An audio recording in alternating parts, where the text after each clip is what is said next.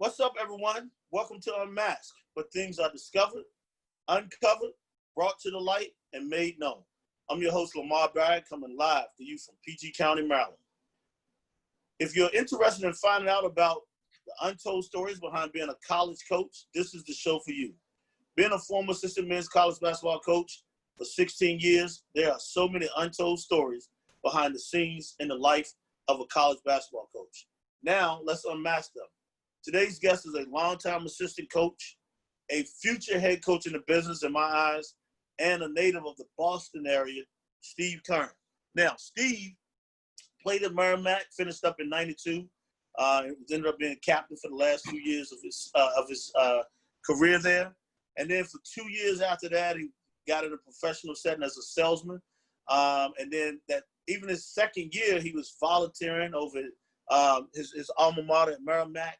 So he got his first taste of coaching, and then he realized he wanted to coach. So one of the assistants moved on. He got moved into the assistant spot. So now from 1994 to 1999, he's an assistant at his alma mater. And then from there, he goes to University of New Hampshire, where he spent 2 years at the University of New Hampshire.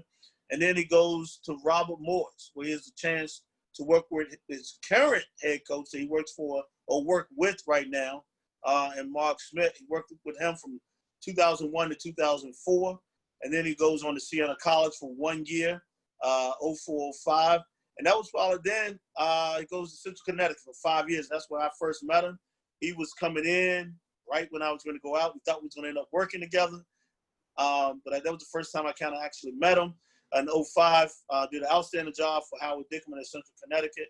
And then he's at St. Bonaventure for the last 10 years, 8 as an assistant coach, and now 2 as an associate head coach for the last 2 years. It's 26 years in the business. And we say long-time assistant. I think he's going to be a terrific head coach as well. Welcome to the show, Steve. Lamar, I really appreciate you having me on today, and I'm looking forward to talking hoops with you, man. This is it's good to catch up. It's good to see you. I'm glad you're healthy. Yes, it is, man. Well, you know what? We're going to get right to it, Steve. We're going to get unmasked. Listen, man, we all know this, man. There's no handbook to being a college coach. Tell me about your first day, the first week, first month, after things are done with human resources, orientation, especially when no one gives you direction. And you volunteered for a year, but it's nothing like, it could have been when you were, you first went back to Merrimack or when you went to University of New Hampshire, but tell me what that's like when nobody gives you direction.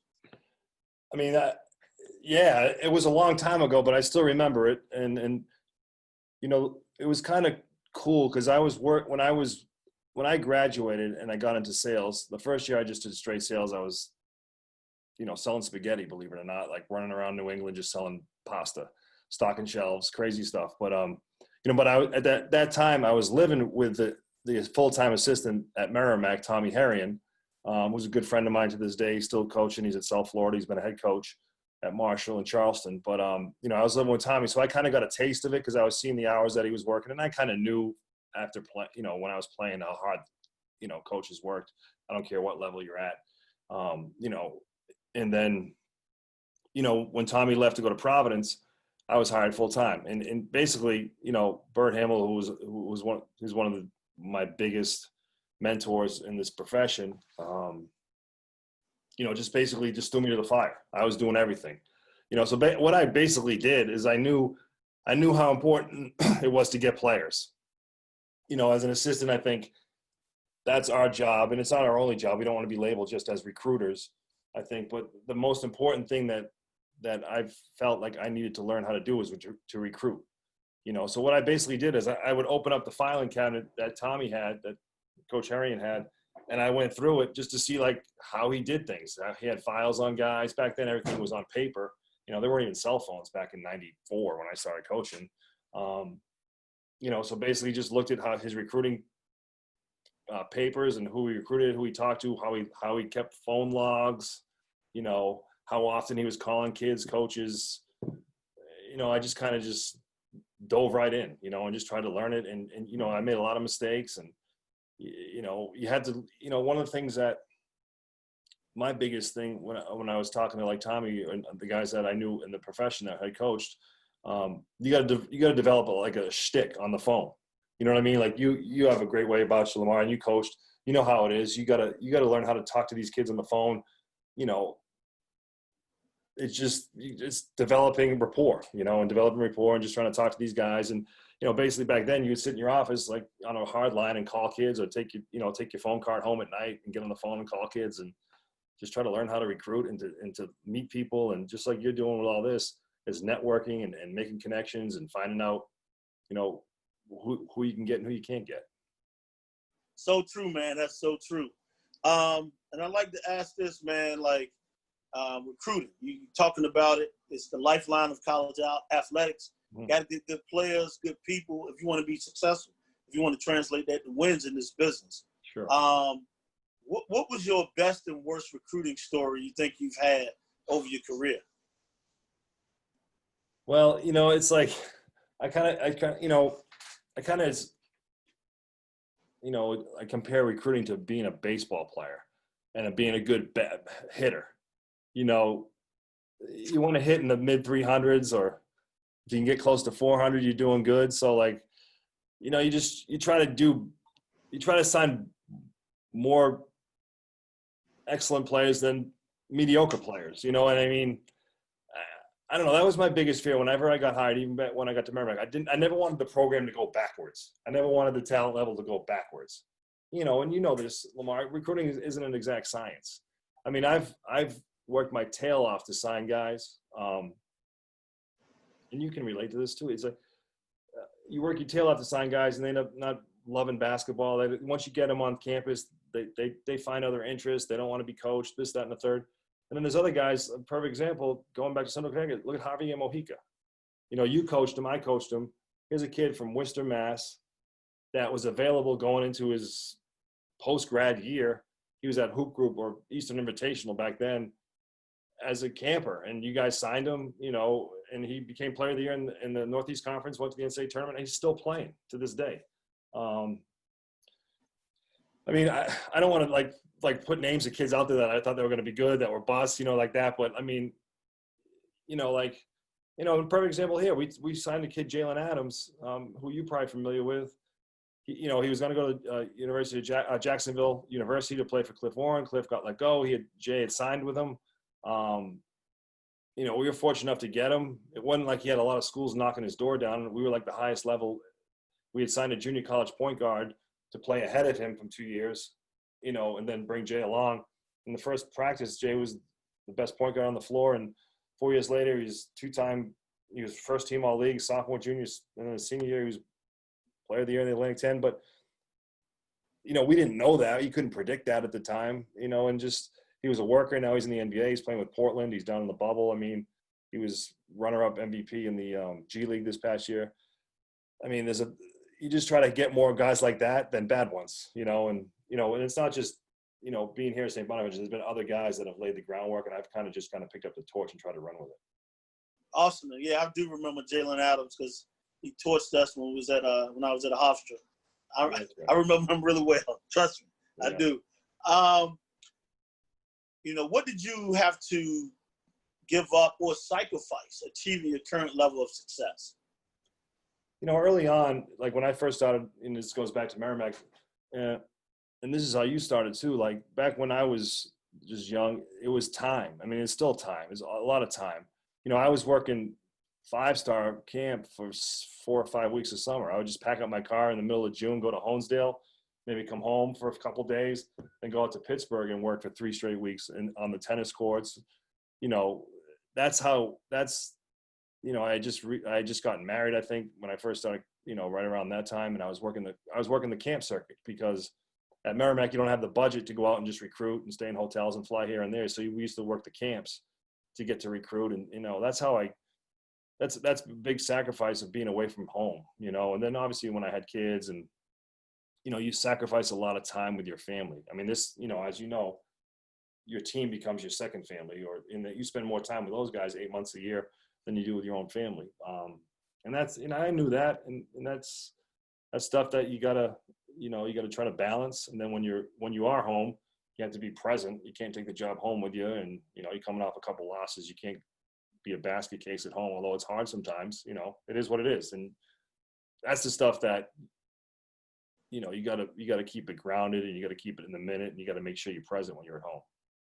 I feel you, man. I love that answer. I mean, that's what, you know, time. Yeah, that's important, but like you still gotta that work-life balance still has to be important. You know, there. Scout reports. We'll lead into that because we all know, man. Like, you know, we've been in a long time, and usually scouting is starting to change a little bit, but you can always tell who's that lead scout guy, who's scouting report is. They're jumping up and down, they're yelling, they're making calls. You know, they're a little bit more energy, a little bit more vested doing the scout. You know that you can. Sometimes you do your best scout report where you have the calls. You know, you have the actions down. Like, everything is great, and then you have some of those that you have a lot of it, but you might be missing a few things. But then it's like that 8th or 9th guy who really hasn't shot the ball well. Yeah. He's 2 for his last 27, and he comes in and make 3 or 4 threes. And I'm sure Smitty, or over the years, Coach Dick, like, looked at you like, can't shoot, huh? No, Coach, I never said he couldn't shoot. I just said he was struggling. But talk about, like, you know, your best and worst scouting reporter, or just, you know, you talk about scouts in general. Yeah, I mean, it depends on who you're working for a lot of times too. You know, like I know when we worked for Coach Dickerman, he wasn't really big into scouting as much. Like if you had the scout, he'd be like, all right, Curran, go out there and give me the top 3 or 4 plays. But I'm like, Coach, they run like 9 or 10. You know, and he's like, that's all you're going to have time to do, blah, blah, blah. He was more concerned about Central Connecticut than he was the opponent. And that's that John Wooden style. That's, you know, something, you know, worry more about ourselves and what we can control versus our opponent. And it worked for him. Obviously, he was successful. But when I started working for Schmidt, Coach Schmidt back at Robert Morris, that was his thing. Like he was so big into scouting. And I was coming from a place where we didn't scout a lot and it wasn't stressed. And I remember it was like myself, I was one of the assistant coaches. Eddie Benton was one of the assistants at Robert Morris. And so we would do every other scout. You know, back then it was every other scout. I do a little less scouting now here, but it was every other scout. So we would go in, say you back in the Northeast Conference, you would play Thursday, Saturday or something like that. So you'd go in after the Thursday night game and meet with Coach Schmidt, and we used to call it the Budweiser hot seat because you were on the hot seat. You better have – Coach was big into having every call of every action. And Coach Schmidt's background, when he started at the Division I level, he was at Penn State. And back then he was working for I can't remember the coach's name, but he was a successful guy. Can't remember his name. Coach Parkhill. And Coach Schmidt's job was just to scout. Like back then you could fly, as a Division I assistant, you could fly all over the country and do advanced scouts and scout and all that stuff. You can't do that anymore. But back then, so he would just be in the film room all day watching film, getting ready for scouts. So so that's how he learned it. And he was really good at watching the film one time and getting every call, every action, every set, every out of bounds play, everything.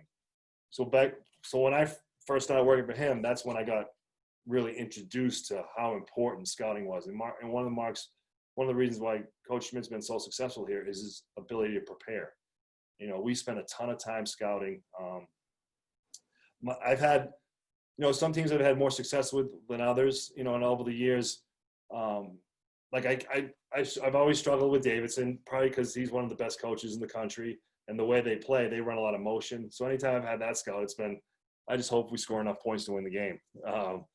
But, you know, like that's been one of the thorns in my side. And when I first got here, I had Richmond when I was my first couple of years here, and the way they were running stuff, they had great players back. You know, they've always had great players, but, you know, I had never seen that Princeton action before, the way they ran it. And, you know, I had smoke coming out my ears. Those were two nightmares. And there's been others. I mean, I've you know, look at a kid's stats and this kid can't make a shot, and he comes in. I can't think of a name off the top of my head, but he'll come in and make 2 or 3 threes. And the coach will be on my ass, but then the players will just be like, Coach, what the hell are you talking about? So just get up and play him. Play him straight up. You just made one. Let's go. You know, but, you know, scouting, like, you know, for us, it's so important here because, you know, we're not going to get the top 50 recruits here at St. Bonaventure, but we really pride ourselves in preparing our guys, you know, 3 or 4 days in advance to the opponent that we're going to play. Well, Smitty, man, he's one of the hardest teams to prepare for. I remember the Robert Morris days. He's always run great stuff. I mean, and he seemed like he got playbook forever. It don't ever stop. So I know that. So when guys got to prepare for you guys, right, man, that's tough because you never know what you guys are going to run. I know that. right. I had this when I was at Central Connecticut. I had the scout of Robert Morris when he was obviously still there before he got the St. Bonaventure job. I was at Central Connecticut, and he was still the head coach at Robert Morris. So I had that. Coach D gave me that scout. So I was like, I still didn't even know half the stuff they were running, even though I worked for him for 3 years before that. But it was cool. It's been great to pick different things from, and you did this too, Lamar. You pick different things. Hopefully I have an opportunity someday to be head coach, and you try to pick different things that you've learned from different people that you've worked for. And Schmidt would be preparing, Coach D would be getting guys to play hard. Schmidt would be all how important recruiting is. Coach D would be getting guys, the toughest guys you can possibly get, stuff like that. And you try to blend it into your own little, philosophy and your own personality. So when is our opportunity to become a head coach, that hopefully we can, take the experiences that we've learned and apply it to ourselves. So true. What's the biggest challenge, man, you think you've experienced since you've been in college coaching? You know what? I mean, I'll be honest. It's hard to get a head job. I was thinking about this when I was going to come on with you the other day. I think I've only really interviewed for 2 head jobs. I've been coaching for 24 years. And I think I've really only had 2 serious interviews. One was Stonehill College way back when, in 2002. And Dave McLaughlin got the job. Now he's the head coach at Dartmouth. And then a few years ago, I interviewed for the Central Connecticut job. It's so hard to get a head job, and that's been one of the most difficult things. I think there's a lot of great assistant coaches out there. There's a lot of great Division II, Division III head coaches out there that deserve a chance to be Division I head coaches. That's pretty much it, man. It's hard to get involved with jobs. There's so many politics, as you know, and now with all the search firms and the agents and all that stuff, it's just, but at the same time, I haven't gone after a lot of jobs either, because I've been fired. I've been on the other end of jobs. I've been out of work from in this profession. So, and I've, it's always important to be, at my age, as I entered my late 40s, it's important to be comfortable where you're at too, and obviously the success that we've had here, we have stability. It's a great place to, raise a family out here in Western New York, believe it or not. And, so I haven't really chased a lot of jobs, but I've only interviewed for 2 head jobs and only 1 Division I head job. So it's kind of crazy. Yeah. Do you ever find that there are things about you that people might misunderstand? What are they? Yeah, I don't know. People might think I'm I don't know what the word would be. I don't want to say, I'm not I'm very outgoing and friendly with my friends, but I'm not an outgoing, I don't know, friendly person to people I really don't know. I don't know. I kind of I just try to go about my business on the road recruiting. I'm not a social butterfly. I don't go out, I don't drink, so I don't go out, not that you need to drink to go out, but I'm not a social that way. I just kind of keep to myself, and I kind of I'm loyal to the people that I've met up through the years and just kind of hang with those people. Some people might think I'm a snob or whatever, but I feel like I'm pretty easy to talk to, and I like meeting new people, and I've met a lot of new people, over the years. Maybe. Well, I would definitely say you're not a snob. I wouldn't say any of those things. Like you said, if people don't know you, then they would think that. But like I said, I've been knowing you, more than 15 plus years now, so definitely not that. Okay. Appreciate it. What do you try? Because we're in the teaching, we're in the educating business. What do you try to teach your players besides basketball? We just about being responsible. I think one of the things, and obviously in the light of everything that's going on,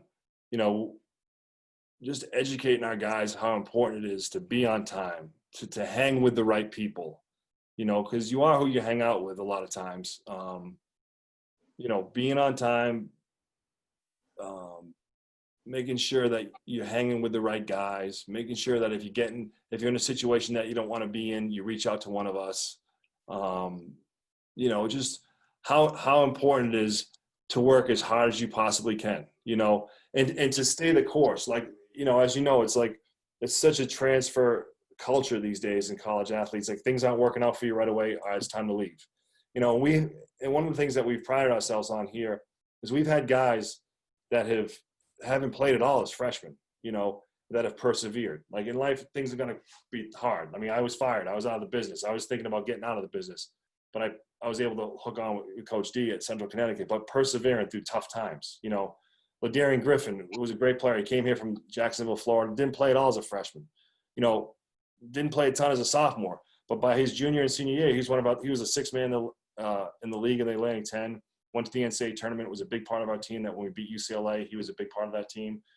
Dion Wright, a kid that came here from California, he paid his own way to visit here. Came out here with his dad. His mom was at LAPD. Came out here with his dad. He didn't even play. Coach was going to get rid of him after his freshman year because he was, just a goofball. But he stayed the course, scored over 1,500 points, 500 rebounds. He was on that championship team playing the other night, coaches versus the cancer team and the TBT. Just about persevering, battling through certain difficult times. We try to help our guys to understand that how important it is. And family, and just being, we try to get guys to stay involved with the program after they leave. Not just come here for 4 years and just never show up again. We try to build lifelong relationships with our guys because we want to help these guys once they get out of here. And we've been able to do that for the most part. That's awesome, man. What are your best and worst memories in coaching? I mean, the relationships, there's a lot. I mean, the worst memories I have, there's two that, being fired when I was at Siena, I was young. I thought it was the right move. I got to Siena, our best player was hurt. They were coming off a great year. They went to the NIT and beat Villanova, I believe, or in that couple year time frame there. Then getting fired with a pregnant wife, losing my benefits. That was really rough. We were living in an apartment. We had 2 kids. I was collecting unemployment, lost my insurance, all that stuff. That was difficult. But everybody goes through it. People are going through it right now, and I was able to get through that. I've been fortunate enough to be on teams that have been to NCAA tournaments, that have won Atlantic 10 tournaments. And those are amazing memories because you can share those with your family. They can travel with you. They can go to the NCAA tournament. My kids were younger. 2 years ago, we had the time of their life. They went to Dayton to play in the, see us play UCLA, and then they jumped on a charter or flew to Dallas after that. But when I've been here now for 10 or 11 years, it's the relationships of the kids that you've coached. They become grown men. I still talk to guys that when I had them at UNH that will reach out to me out of nowhere that I never even thought I might have had an influence on, but something I might have told them or something I might have showed them or, things that I just did because of the way I was taught. Those are the things that stick out to me the most, just the relationships that we've developed over the years. Tony Lee, a perfect example, a kid that went to Robert Morris. He had nothing. He's from Charlestown, Massachusetts. He went to Charlestown. He was from Forest Hills, which is a really rough area in Dorchester. Tough kid. Had no Division I offers. Came to Robert Morris. Was the player of the year when he graduated. You were probably at Central then when he was playing. Yep. And he's still to this day. He'll come to games when we play at UMass. When we play at Rhode Island, he'll roll in because he had a relationship with Schmidt too. He'll come to games. He's a successful. He works in the corrections departments in Boston. He's successful. He's got a beautiful family, a beautiful wife. He's a good father. Those are the things, the relationships that I would have never had an opportunity to develop if I wasn't coaching. I mean, there's like Dion Wright. He graduated 6 or 7 years ago. The kid we were just talking about from California, but we were texting every night during the TBT, texting with his mom, hoping he'd win that $75,000, But and that it's about relationships. I still talk to Obi, Wadiki, played for us at Central Connecticut, because guys that I've worked with like Dwayne Lee and Trey Woodall. Those guys have relationship with Obi, and it's funny how that all intertwines, and we have something to relate to. You're right. Now you've been around for a long time. Like, what's the strangest thing? And we don't have to name names. What's the strangest thing a player has done outside of the basketball court? Hmm. I'm sure there's plenty. Just I can't think of anything off the top of my head.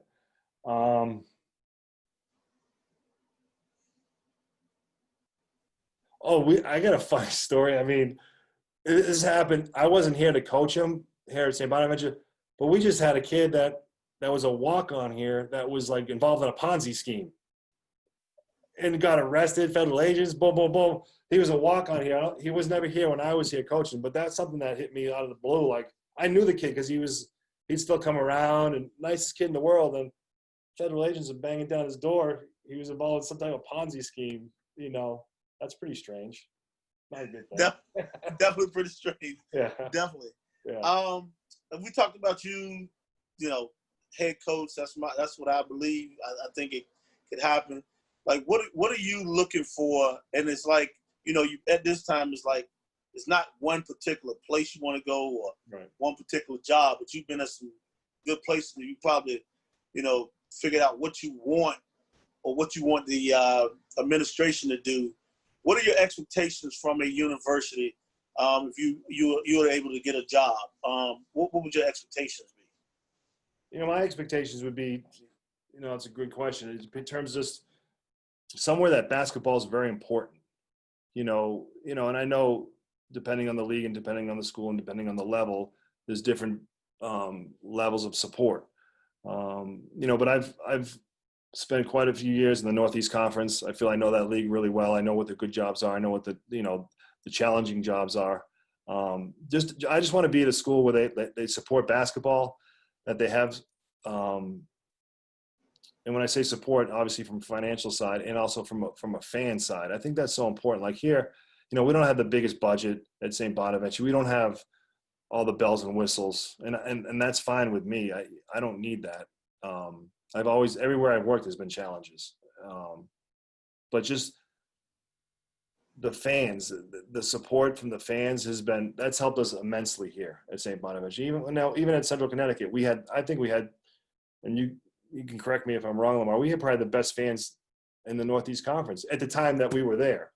Monmouth was in the league then. They had really good fans from what I can remember. But just support. I want to, something where they give you a fair chance to go out and recruit, that you can work closely with the academic side of things, and hopefully they're flexible that way in terms of getting types of players. One of the things that I've been able to develop, growing up in New England, you look at junior college as more of like a, not like a black mark or a red X, like something that's, you don't want to recruit junior college players because they have baggage or they're bad kids or this, that, and the third. They didn't like school. But one thing I'd like to be able to continue to recruit junior college guys because they've really helped our program here. You got to get the right ones, from the Courtney Stockards to, Andel Cumberbatch. We've had, Chris Johnson. We've had a lot of really good junior college players that have been able to graduate from St. Bonaventure with a degree. And I think that's something, that if you get a job, I would like to go back to the Northeast, and would be nice to be able to have an influx of junior college players along with high school and prep school players to help you develop a solid program. Awesome, man. And I know you talked about a little bit, been to the NCAA tournament, you had some kids that's graduated or doing some great things in life. Mm-hmm. And I'm going to ask you this, like, what's the biggest accomplishment, though, you've experienced since you've been a college coach? In terms of, like, winning? I mean, I think being here in 2018 was, like, the greatest year as an assistant coach. I mean, we had some injuries early in the season. We beat Maryland on a neutral court in a tournament without Jalen Adams, believe it or not. How we did that, I have no idea. But we had a kid, Courtney Stockard, who I had mentioned, a junior college kid who had just come back off a foot injury, hit a game winner, layup at the buzzer. That year was unbelievable. We went up to Syracuse and won at the Dome. And when Jalen was back, we had Jalen and Matt Mobley, two terrific players. Matt Mobley, Central Connecticut guy, that had transferred here. We went up to one at Syracuse like 2 days before Christmas. It was probably my, favorite Christmas too. It was awesome to win in the Carey Dome. It was close, not sold out, but we have a ton of fan support up in Syracuse and Rochester, and they all came over, and it was an incredible experience. The funny thing with that story, I was recruiting that day in Springfield, Mass., and it was right around, like I said, it was late December, and I got caught in a snowstorm to get to the game. So I literally ran into the Carrier Dome. I like told the security guard I was one of the assistant coaches. He let me in. I ran down and like ran into the locker room where Schmidt was giving like his final call, like his final pregame speech. Threw on my suit. I almost like bagged it and said, "I'm not going to the game. I'm just going to pull off to a rest area and watch the game." But it was incredible, and I was able to be on the floor and be in the locker room and celebrate with the team and everything, which was cool. And that was the year that we beat Davidson on senior night in triple overtime. It was a 9 p.m. start. We beat Davidson, they were loaded that year. They went to the NCAA tournament too that year, and we beat Rhode Island on a Friday night here at home. That was my best year in terms of like the winning and getting to the NCAA tournament and going out to Dayton and beat, obviously a storied program like UCLA. Yeah, that was a special year. Yeah, that takes the cake in terms of like my coaching.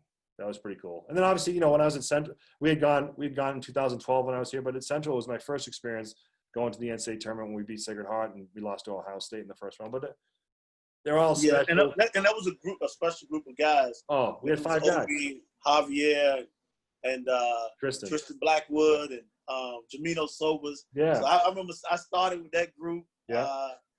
So yeah, that was special. I mean, that was a special group, and I was excited for those guys, man. Especially when y'all won. Yeah. This is probably throw you for a loop a little bit, but like, what movie or TV show title best describes your week? My week, like my work week? Well, I'm not a big TV guy, man. I'm a Netflix guy. Let me think. You can come up with a TV show. I mean, whatever you want to.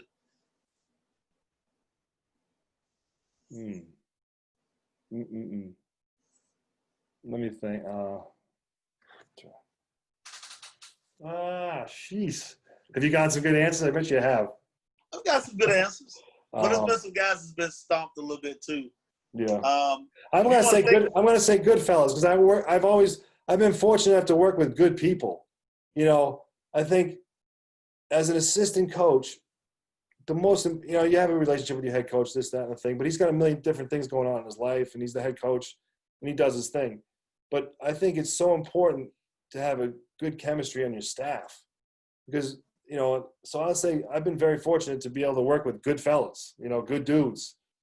And that makes those long days and those long bus rides and those horrible seasons somewhat manageable. I've also been on staffs where it's been uncomfortable to be around certain people, and those, I don't care how well you're doing, it's not fun to go to the office every day. But like I've been very fortunate enough to work with good fellas, So there you go. That's an awesome answer. What's your favorite word or phrase that you like to use? There's a lot.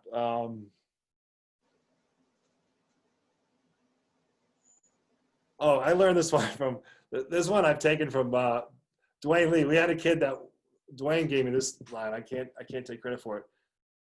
We had a kid that had no idea. Like, we run a lot of sets here. I mean, you know that. Schmidt likes to run plays. He's a great offensive coach. But and I think Dwayne got this from somebody else. We had this kid had no idea what he was doing. So like when coach would call out a play, he'd be going this, that, and in every direction. And Dwayne would be like, he looks like a dog on the interstate, man. And I'll never forget how funny I thought that was. I use that one quite a bit,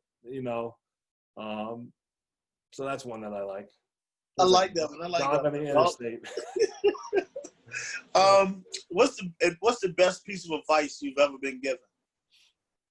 Honestly, I'm going to tell you right now, and to maximum, and this has nothing to do with coaching. This has to do with life. When I first started coaching, and I didn't believe me, I'm not a genius. Bern Hamilton told me, he said, max out your 401k. Honest to God, like he said, put as much money as you possibly can into TIA and CREF. That's that education 401k. And have I always done that? No, but if that's any advice that was advice that was given to me from a life standpoint, because I haven't been a head coach yet. I haven't gotten a contract, so I hopefully I do sooner than later. But it's been important, and like different universities will max out your contributions and help you that way. And that I'm sure from a coaching standpoint, one of the things I think, always do the best you can where you're at. don't always look ahead. All right, I think I should be the head coach at such and such a place, or I should be in the, I should be in the Power Five. I should be an assistant coach at, Boston College or, wherever. I think do the best job of where you are, and then everybody will notice what you're doing. Don't think, the way things are these days, nothing goes unseen, good or bad. Correct, man. I like that. What does success mean to you? I mean, success, being able to live with yourself, just being able to go to bed at the end of the day and know that you busted your butt as hard as you possibly can. You did it within the rules, and then, you can sleep at night. You can provide for your family. You can take care of your kids. And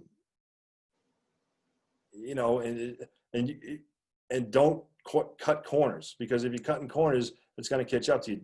Do exactly what it takes to get the end result. And just to me, that's success. And obviously, seeing your players graduate, one of the things that we take a lot of pride in here at Bonaventure, we've had in the 13 or 14 years coach has been here, we only have 2 guys, I believe, that haven't graduated on time, and that's so important for any kid to have a chance these days. They need to have that piece of paper, and that's success to me. You got to get to graduate from college, to get your players to graduate is so important. So true, man. Like, you've never been a self-promoter, as long as I've known. I know you do great work. But if you had to choose 3 adjectives to describe yourself, which would you choose? Yeah, I'm loyal. I think that's something I really hang my hat on, being loyal.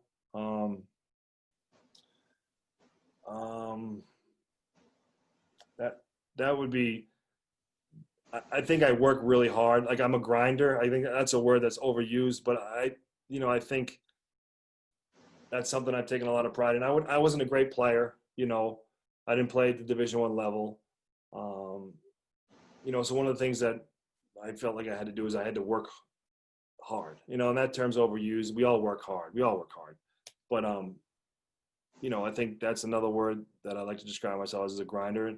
And that kind of goes with like the third thing, loyal, a grinder. And then I'm passionate. Like, I have a lot of passion in terms of, I love being in the gym working out the guys. I love being around, them in the weight room. I love, being there for them. And I have a passion to be accessible to our guys, and that's important for them to know that we care about them more than just as players.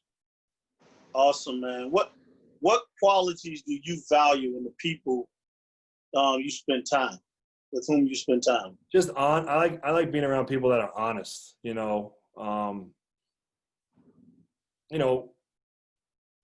that's, I can, you can relate. Like, one thing we all work, you and I both worked for Coach Dickerman, and he was probably the toughest guy in terms of what he demanded from us as assistants. And that's a whole different story.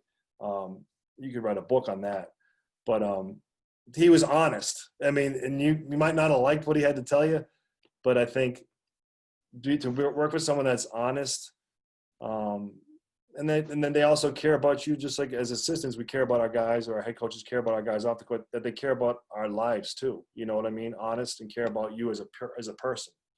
Those are 2 things. If you're honest and you care about your staff and your players are going to play hard for you. You might not win every game, but they're going to play hard for you. And your staff is going to, if your staff knows that the head coach values you, you're gonna do extra. You're gonna go on that. You're gonna drive to, 5 hours to DC to see a kid. If the coach doesn't care about you, then like you're gonna see, what am I doing? You know what I mean? I agree with you. Like, what person and or event has had the most influence on your life? What person? Oh boy. Could have been persons or any event. I mean, I was blessed, man. I had 2 parents that took me everywhere when I was a kid to play. My dad would drive me all over the place, so he was a huge influence on me in my younger years. My mom and my mother and father, and then just different guys I've worked for. Like Bert Hamill was my second father when I was as a player. you know, he demanded a lot from me, helped me develop as a player, as a person. I didn't play a lot as a freshman or sophomore, but I stuck it out and was able to have a good career and get to the NCAA tournament. He gave me my first job. I learned how it was to like run a program through him. You know, he's another guy, and Coach Dickerman's right up there. We still have we have a better relationship now than we did when I was working for him. He calls me on my birthday. He calls me after wins, big wins. He calls me, you know, he invited me to his wedding. He got married again. And, you know, so he's a big influence. And obviously working for Mark Schmidt, we're like friends. So those are like guys that I've worked for, and my parents, you know, have been the biggest influences on me as a coach, as a person. Guys that I like, people that I see, they have what I want, you know what I mean? And I try to emulate myself or imitate how they are to get what they have. Great stuff. I like to end with this question a lot of times. Knowing what you know now, what would you tell your younger, to prepare for as an assistant coach? Oh, that's a great question. I mean,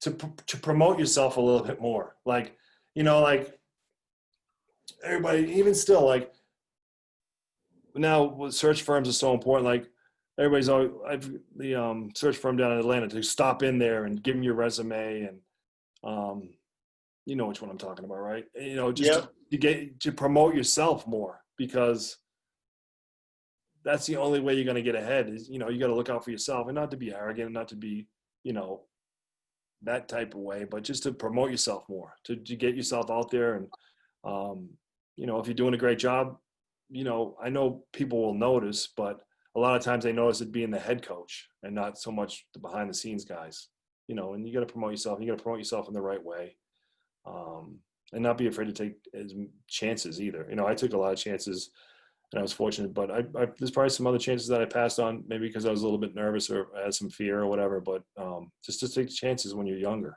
you know. I love that answer.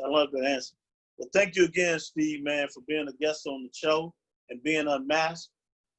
Anything you want to leave the viewers with? No, I just hope everybody stays safe. I hope that we can have a season. You know, we just got our players back on campus over the weekend. We tested. You know, I know there's a lot bigger things in college basketball and college athletics, but I think it's a big part of our you know, this country's makeup. And I just hope we have an opportunity to, whether it's in January or whenever they decide that it's going to be safe to play, that we can all get out there and have a safe season. And I know you're very excited because your team is pretty good. Like, yeah, you know, I had a chance to watch them twice last year, I believe. So you got a couple of guys who are potential NBA guys. So you definitely are excited to get back to that, I'm sure. Absolutely, yeah. And hopefully you can get out there and go do some scouting. There you go. Because if you don't play, I'm not working. So that's right about that. Well, thank you, viewers, for watching another great show. Stay tuned for the next guest as we get them unmasked. See you next time, and stay safe.